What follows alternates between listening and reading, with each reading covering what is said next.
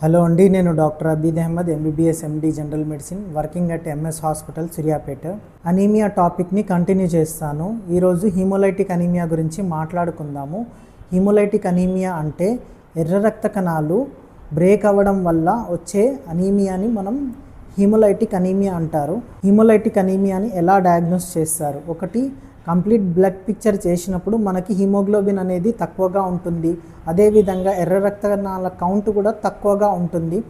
ఇంకా MCV, MCh అనే రెండు పారామీటర్లు మనం ప్రీవియస్ అనీమియాలో చెప్పుకున్నట్టు దీంట్లో ఎంసీవీ అండ్ ఎంసీహెచ్ అనేవి రెండు పెరిగిపోతాయి. ఎప్పుడైతే బ్లడ్ని పెరిఫరల్ స్మియర్లో చూసినట్లయితే, అంటే మైక్రోస్కోప్లో పెట్టి చూసినట్లయితే మనకి ఎర్ర రక్త కణాలు బ్రేక్ అవ్వడం అనేది కనిపిస్తుంది.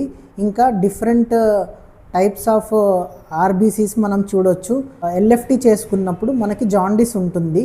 సో ఎప్పుడైతే రక్తం తగ్గడంతో పాటు జాండీస్ ఉంటుందో మనం హీమోలైటిక్ అనీమియాని సస్పెక్ట్ చేయాల్సి ఉంటుంది.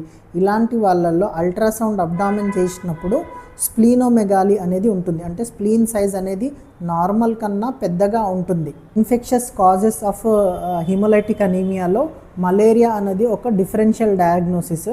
ఎప్పుడైతే ఫీవర్తో పాటు అనీమియా ఇంకా జాండీస్ ఉంటే మనం మలేరియాని కూడా సస్పెక్ట్ చేయాల్సి ఉంటుంది.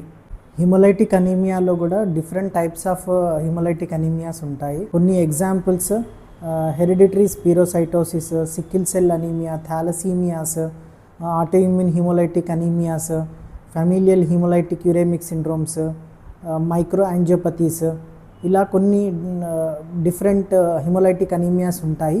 మనం ఇవన్నీ పెరిఫరల్ స్మియర్తో కానీ హెచ్బి ఎలక్ట్రోఫోరోసిస్తో కానీ మనం డయాగ్నోస్ చేయడానికి ఉంటుంది.